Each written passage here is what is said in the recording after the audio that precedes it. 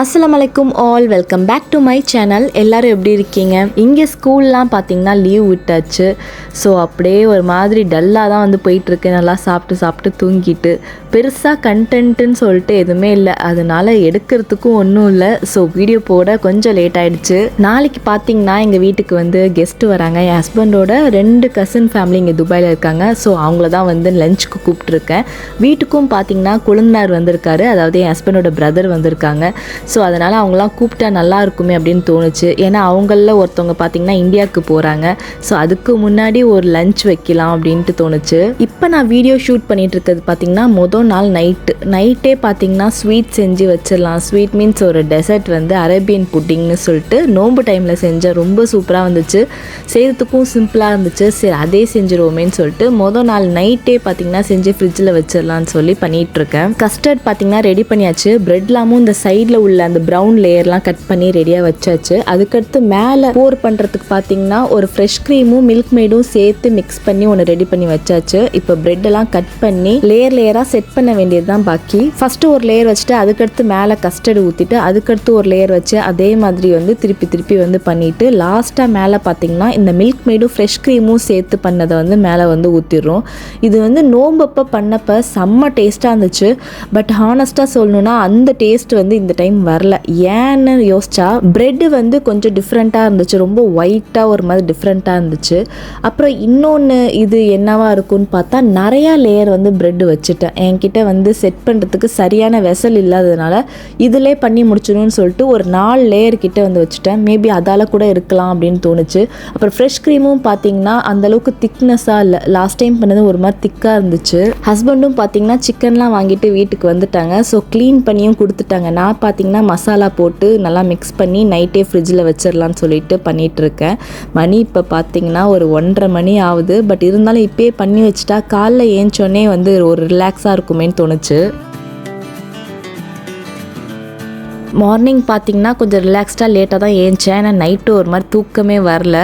என்னோடய ஹஸ்பண்டும் அவங்களோட பிரதரும் பார்த்திங்கன்னா ஷட்டில் விளாண்டுட்டு இப்போ தான் வந்தாங்க. சரின்னு சொல்லிட்டு அவங்க 2 பேத்துக்கும் காஃபி போட்டு பிஸ்கெட் கொடுத்துட்டேன். அவ்வளோதான் பிரேக்ஃபாஸ்ட்டு. ஸோ டக்குன்னு லஞ்சுக்கு ஏற்பாடு பண்ணுற வேலையை பார்க்கணும். பட்டர் சிக்கன் பிரியாணி தான் வந்து இன்றைக்கி செய்ய போகிறேன். ஸோ அதுக்கு பார்த்திங்கன்னா ஃபஸ்ட்டே இந்த மேரினேட் பண்ணியிருக்க சிக்கனை வந்து ஃப்ரை பண்ணி எடுத்துக்கோன்னு சொல்லிட்டு ஃபஸ்ட்டு செட் வந்து போட்டுட்டேன்.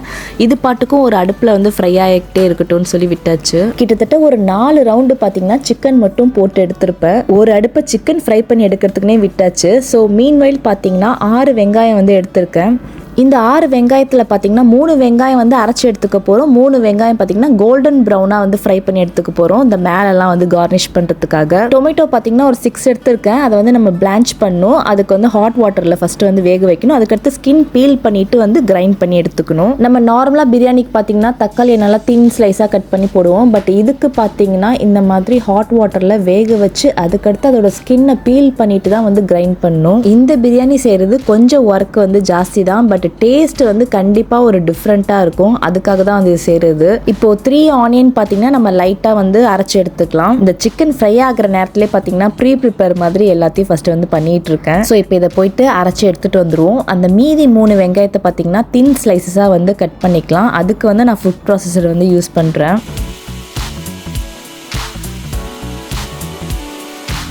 நானும் நிறையா டைம் பட்டர் சிக்கன் பிரியாணி செஞ்சுருக்கேன். பட் ஒரு தடவை கூட வந்து ரெசிபி சொன்னதே இல்லை. ஏன்னா அந்த பரபரப்பாக செய்கிறப்ப எனக்கு வீடியோ ஷூட் பண்ணலாம் வந்து வரவே வராது. பட் இன்றைக்கி பார்த்தீங்கன்னா எப்படியாச்சும் வீடியோ ஷூட் பண்ணிடுன்னு சொல்லிட்டு பண்ணிகிட்ருக்கேன். உங்களுக்கும் ரெசிபி சொல்லிகிட்ருக்கேன். ஸோ கண்டிப்பாக ட்ரை பண்ணி பாருங்கள். டொமேட்டோவும் பார்த்தீங்கன்னா நல்லா வெந்துருச்சு. ஸோ ஸ்கின் பீல் பண்ணி அதை கிரைண்ட் பண்ணி எடுத்து வச்சாச்சு. ஆக்சுவலி நான் ஃபஸ்ட்டு 6 தக்காளின்னு சொன்னேன். அதுக்கடுத்து ஒரு தக்காளி வந்து எக்ஸ்ட்ரா ஆட் பண்ணிக்கிட்டேன். ஸோ 7 தக்காளி வந்து எடுத்திருக்கேன். ரைஸ் பார்த்தீங்கன்னா 1.5 கிலோ வந்து எடுத்திருக்கேன். ஸோ இப்போ நம்ம பிரியாணி செய்ய ஸ்டார்ட் பண்ணிடலாம். அதுக்கு பார்த்தீங்கன்னா ஃபஸ்ட்டு பட்டரும் ஆயிலும் வந்து சரிசமாக எடுத்துக்கிட்டேன். அதுக்கடுத்து எல்லா ஸ்பைசஸும் வந்து சேர்த்துக்கலாம். நெக்ஸ்ட் வந்து க்ரீன் சில்லி வந்து ஆட் பண்ணியிருக்கேன். ஒரு 7 பீசஸ் வந்து ஆட் பண்ணியிருக்கேன். நெக்ஸ்ட் நம்ம 3 வெங்காயம் வந்து அரைச்சிருக்கோம் இல்லையா, அதை சேர்த்து வந்து நல்லா வதக்கிக்கணும். ஒரு ப்ரௌனிஷாக மாறுற வரைக்கும் வதக்கிட்டே இருக்கணும். ரைஸ் வந்து 1.5 கிலோ எடுத்திருக்கேன்னு சொன்னேன். ஸோ அதை வந்து ஒரு 1/2 hour சோக் பண்ணி வச்சுருக்கேன் வாட்டரில். ஸோ இப்போ இஞ்சி பூண்டு பேஸ்ட் பார்த்தீங்கன்னா 2 டேபிள் ஸ்பூன் வந்து போட்டிருக்கேன். இப்போ நல்லா பார்த்தீங்கன்னா கொஞ்சம் சாட்டே பண்ணிக்கலாம். ஆக்சுவலி யூடியூப் ஆரம்பித்த காலத்தில் வந்து நான் இந்த பட்டர் சிக்கன் பிரியாணி வந்து ஒரு ரெசிபியாக வந்து போட்டிருப்பேன். நான் வேணால் அதை டிஸ்கிரிப்ஷனில் கொடுக்குறேன், அந்த லிங்க் வேணால் செக் பண்ணி பாருங்கள். இப்போ நம்ம அரைச்சி வச்சுருக்க தக்காளி பேஸ்ட்டை வந்து சேர்த்துப்போம். பட்டர் சிக்கன் பிரியாணிங்கிறதுனால தான் இந்த தக்காளி வந்து இந்த மாதிரி ப்ரொசீஜரில் பண்ணுறோம். ஸோ இப்போ இதுக்கு தேவையான மசாலாலாம் வந்து ஆட் பண்ணிக்கலாம். நிறைய மசாலாலாம் எதுவுமே கிடையாது, ஜஸ்ட்டு சால்ட் வந்து ஃபஸ்ட்டு வந்து ஆட் பண்ணிக்கோங்க இதுக்கு தேவையான அளவுக்கு. நெக்ஸ்ட்டு மஞ்சத்தூள் பார்த்திங்கன்னா ஒரு 1.5 டீஸ்பூன் ஆட் பண்ணியிருக்கேன். அப்புறம் மிளகாத்தூள் வந்து ஒரு 3 டீஸ்பூன் ஆட் பண்ணியிருக்கேன். அதே மாதிரி மல்லித்தூளும் 3 டீஸ்பூன் வந்து ஆட் பண்ணியிருக்கேன். அவ்வளோதான். இந்த கரம் மசாலா பிரியாணி மசாலாக்கெலாம் வந்து வேலையே கிடையாது. ஸோ இப்போ எல்லாத்தையும் நல்லா மிக்ஸ் பண்ணி விட்டுட்டு நல்லா வதக்கிக்கோங்க. இப்போ வந்து தக்காளி வந்து கொஞ்சம் வேகணும். ஸோ அதனால் அதில் லைட்டாக வந்து தண்ணி ஊற்றிட்டு லிட்டு க்ளோஸ் பண்ணி விட்டுட்டு ஒரு 7 to 8 மினிட்ஸ் வந்து வேகட்டும். ஸோ அப்படியே சைடில் இன்னொரு அடுப்பில் பார்த்தீங்கன்னா அந்த மீதி 3 வெங்காயம் இருக்கு இல்லையா, அதை வந்து கோல்டன் ப்ரௌனாக வந்து ஃப்ரை பண்ணிகிட்டு இருக்கேன். கொஞ்சம் கிறிஸ்பியாக வந்து வர வரைக்கும் ஃப்ரை பண்ணணும். ஸோ ஒரு 5 மினிட்ஸ் பார்த்திங்கன்னா தக்காளி வந்து நல்லா வெந்துருச்சு. இப்போ கஸ்தூரி மேத்தி பார்த்திங்கன்னா ஒரு 2 டீஸ்பூன் அளவுக்கு வந்து சேர்த்துக்கிறேன். அதுக்கு மேலே பார்த்திங்கன்னா சிக்கன் எல்லாமே வந்து ஃப்ரை பண்ணி எடுத்தாச்சு. ஸோ அது எல்லாத்தையுமே வந்து இதில் ஆட் பண்ணிக்கிறோம். ஆக்சுவலி சிக்கனில் பார்த்திங்கன்னா கொஞ்சம் சார்கோல் வச்சு அந்த ஸ்மோக்கி ஃப்ளேவர் வரதுக்காக பண்ணேன். அதை ஷூட் பண்ண மறந்துட்டேன். உங்களுக்கு இந்த ஃபோட்டோவில் காட்டுறேன் பாருங்கள். இந்த மாதிரி தான் வந்து சார்கோல் வச்சு கொஞ்சம் வந்து ஸ்மோக் ஃப்ளேவர் வரதுக்காக வந்து ஒரு 5 மினிட்ஸ் விட்டால் போதும், க்ளோஸ் பண்ணி வச்சிடணும். ஸோ அது பார்த்தீங்கன்னா சிக்கனுக்கு ஒரு சூப்பரான ஃப்ளேவர் கொடுக்கும். கண்டிப்பாக இந்த இதை வந்து ஸ்கிப் பண்ணாமல் பண்ணுங்கள். இப்போ லிட்டை க்ளோஸ் பண்ணிட்டு ஒரு 10 மினிட்ஸ்க்கு வந்து சிம்மில் விட்டுறலாம். ரொம்ப ட்ரையாக இருக்க மாதிரி ஃபீல் ஆச்சுன்னா கொஞ்சமாக ஹாட் வாட்டர் வந்து சேர்த்துக்கோங்க, ஒரு கிரேவி கன்சிஸ்டன்சி கிடைக்கும். இப்போ நான் இதுக்கு மேலே பார்த்தீங்கன்னா கொத்தமல்லி, புதினா, அப்புறம் அந்த ஃப்ரைட் ஆனியன்ஸ் எல்லாமே பார்த்தீங்கன்னா கார்னிஷ் வந்து பண்ணுறேன். இப்போ நம்ம நெக்ஸ்ட் ஆட் பண்ண போகிற விஷயமும் ரொம்ப முக்கியமான விஷயம், இதை வந்து ஸ்கிப் பண்ணிடவே கூடாது. ஃப்ரெஷ் க்ரீம் பார்த்தீங்கன்னா இதில் வந்து கொஞ்சம் ஊற்றிக்கிறேன். நம்ம ஸ்டார்டிங்கே பார்த்தீங்கன்னா பட்டர் போட்டு தான் வந்து செய்ய ஆரம்பித்தோம். இப்போ ஃப்ரெஷ் க்ரீம் ஊற்றுறோம், கஸ்தூரி மேத்தி ஆட் பண்ணியிருக்கோம், அப்புறம் சிக்கனில் பார்த்தீங்கன்னா சார்கோல் ஃப்ளேவர் வச்சுருக்கோம். ஸோ இது எல்லாமே வந்து கண்டிப்பாக இந்த பிரியாணிக்கு ஒரு டிஃப்ரெண்ட்டான வந்து ஒரு ஃப்ளேவர் கொடுக்கும். ஸோ 5 மினிட்ஸ்க்கு வந்து அது சிம்லே இருக்கட்டும். மீன்மைல் சைடில் பார்த்தீங்கன்னா முட்டை வந்து வேக வச்சுருக்கேன். ஆக்சுவலி பிரியாணி செஞ்ச வெசல் பார்த்தீங்கன்னா கொஞ்சம் பத்தாத மாதிரி இருந்துச்சு. ஸோ எல்லாத்தையும் வந்து ட்ரான்ஸ்ஃபர் பண்ணிட்டோம் வேறு ஒரு வெசலுக்கு.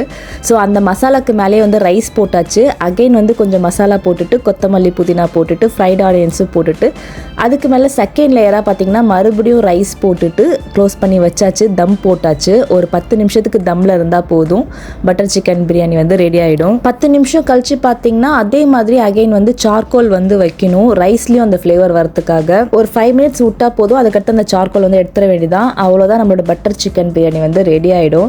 ஸோ கெஸ்ட்லாம் பார்த்தீங்கன்னா வீட்டுக்கு வந்துட்டாங்க. அவங்களும் பார்த்தீங்கன்னா ஹெல்ப் பண்ணிட்டு இருந்தாங்க முட்டைலாம் உரிச்சு கொடுக்கறதுக்கு. ஸோ ரொம்ப லேட் ஆயிடுச்சுன்னு சொல்லிட்டு சாப்பாடும் வச்சாச்சு. அல்ஹம்துலில்லாஹ் சாப்பாடும் நல்லபடியாக வந்துருந்துச்சு. பயந்துட்டே இருந்தேன், பட் அந்த மாதிரிலாம் எதுவும் இல்லாமல் நல்ல வந்து காம்ப்ளிமெண்ட்ஸ் தான் வந்து கிடச்சிச்சு. அப்புறம் சாப்பிட்டுட்டு ஒரு 1/2 hour கழிச்சு பார்த்தீங்கன்னா நம்மளோட டெசர்ட்டும் வந்து கொடுத்தாச்சு. ஸோ என்னால் எதுவுமே பார்த்தீங்கன்னா வீடியோவே ஷூட் பண்ண முடியல. விருந்தாளி வந்தாலே இப்படி தான், நான் அரைக்குறையாக தான் வந்து வீடியோ ஷூட் பண்ணுவேன். அதுக்கடுத்து எல்லாரும் சேர்ந்து உட்காந்து ஒரு கேம் விளாட்லாமேன்னு சொல்லிட்டு யூனோ வந்து விளாண்டுட்டு இருந்தோம். நல்லா ஃபன்னாக போயிட்டு இருந்துச்சு. யூனோ வந்து கிட்ஸுக்கு மட்டும் இல்லை, பெரியவங்களுக்கும் ஒரு ஃபேவரட்டான கேம் தான். ஃபேமிலியாக எல்லாரும் சேர்ந்து உட்காந்து விளையாடும் போது செம்ம ஜாலியாக இருக்கும்.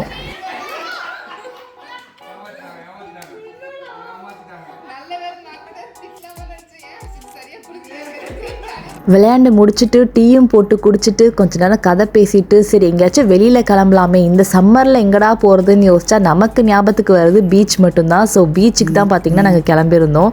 ஃபஸ்ட்டு கொஞ்சம் பேர் பார்த்திங்கன்னா ஒரு காரில் வந்து போயிட்டாங்க. செகண்டு கொஞ்சம் பேர் பார்த்திங்கன்னா அவங்கவுங்க வீட்டுக்கு போயிட்டு ட்ரெஸ் எல்லாம் எடுத்துகிட்டு வந்து கிளம்பணும். போகிற வழியிலே பார்த்திங்கன்னா ஒரு அங்கிள் வந்து சைக்கிளில் சமோசா விற்றுட்டு வந்தாங்க. நம்மளோட ஊரோட வைப்பு கிடைச்ச மாதிரி இருந்துச்சு. ஏன்னா துபாயில் இந்த மாதிரி சைக்கிளில் சமோசா விற்றுட்டு வரது பார்க்கறதுலாம் வந்து ரொம்ப அபூர்வம், அவ்வளோவா பார்க்கவே முடியாது. சமோசாவும் நல்லா இருக்கும்னு சொன்னாங்க. ஸோ அதனால கொஞ்சம் வாங்கிட்டாச்சு. இப்போ நாங்கள் போயிட்டு பீச்சில் ரீச் ஆகிறப்ப டைமை பார்த்தீங்கன்னா 9:30, பீச்சோட க்ளோசிங் டைம் பார்த்தீங்கன்னா 11.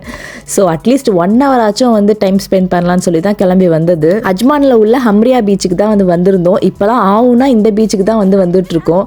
ஐலின் குசெல்லாம் பார்த்தீங்கன்னா எனக்கு முன்னாடியே வந்துட்டாங்க. ஸோ வந்து எல்லாரும் குளிக்கவே ஆரம்பிச்சாச்சு. நாங்கள் லேடிஸ்லாம் பார்த்தீங்கன்னா பின்னாடி வேற ஒரு காரில் வந்தோம். ஸோ நாங்கள் எப்படி இருந்தாலும் குளிக்க போகிறதில்ல, அதனால நல்லது தான் அவங்க ஃபஸ்ட்டே வந்தது. எங்கள் வீட்லேருந்து இந்த பீச்சுக்கு வரத்துக்கே பார்த்திங்கன்னா ஒரு 1/2 hour கிட்ட ஆகிடும். என்னது இதெல்லாம்? ஜென்ஸ்லாமும் பார்த்திங்கன்னா எல்லோரும் களத்தில் இறங்கி குளிக்க ஆரம்பிச்சிட்டாங்க. வெறும் லேடிஸ் நாங்கள் மட்டும்தான் வந்து இறங்கலை. அலையும் பார்த்திங்கன்னா செம்ம ஃபோர்ஸாக வந்துட்டு இருந்துச்சு. ஸோ அதனால் கொஞ்சம் நேரமாக இருந்தாலும் நல்லா வந்து என்ஜாய் பண்ணாங்க. அதுக்கடுத்து போயிட்டு எல்லாம் ஃப்ரெஷ்அப் ஆகிட்டு வந்து உட்காந்துட்டோம். ஏன்னா க்ளோசிங் டைமும் வந்து ஆக போகுது. இன்னும் ஒரு 15 மினிட்ஸ் தான் இருக்குது. ஸோ அந்த கேப்பில் பார்த்திங்கன்னா வீட்டிலேருந்து கொண்டு வந்த ஸ்நாக்ஸ்லாம் எடுத்து வச்சு உட்காந்து சாப்பிட்டுட்டு இருந்தோம். சமோசாவும் பார்த்திங்கன்னா ஆறி போயிடுச்சு. பட் டேஸ்ட்லாம் ஓகே தான், நல்லா இருந்துச்சு. ஃபேமிலியாக போகிறதுக்கு பார்த்திங்கன்னா இந்த பீச் தான் வந்து பெஸ்ட்டாக இருக்குது. நமக்கு வந்து எல்லாம் சேஞ்ச் பண்ணுறதுக்கும் சரி, ஷவர் பண்ணுறதுக்கும் சரி, எல்லாத்துக்குமே ஆப்ஷன்ஸ் இருக்குது. ஸோ கண்டிப்பாக ஃபேமிலியாக போகணுன்னா அஜ்மான் உள்ள ஹம்ரியா பீச் போங்க. அதுலேயும் நாங்கள் போன டைமில் சுத்தமாகவே சூடாகவே இல்லை, நல்லா காற்று வேறு. ஸோ கொஞ்சம் கூட வந்து கஷ்டமாகவே தெரியல. பீச்லேயும் பார்த்திங்கன்னா கூட்டமே இல்லை. ஆமாம், இருக்கிறதுலே கடைசி டைமுக்கு போனால் எப்படி கூட்டம் இருக்கும். ஸோ நல்லபடியாக குடிச்சிட்டு வந்து கிளம்பியாச்சு. எல்லாம் அப்படியே அவங்கவுங்க வீட்டுக்கு போயாச்சு. மறுநாள் பார்த்திங்கன்னா நேத்திக்கு ஃபுல்லாகவே எதிர்பார்த்துட்டு இருந்தாங்க இந்த பாக்ஸ் வரும்னு சொல்லிட்டு. பட் வரவே இல்லை அமேசான்லேருந்து. பட் இன்றைக்கி வந்துருச்சு.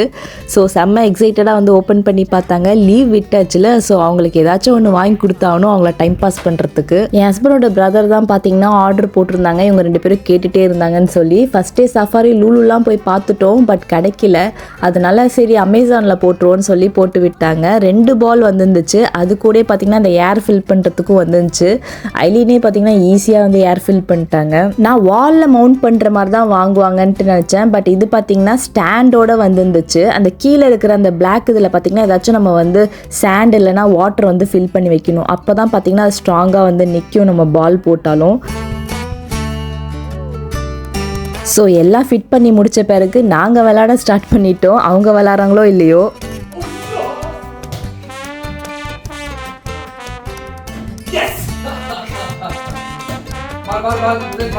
எங்க ஒன்னாச்சு போடுங்க.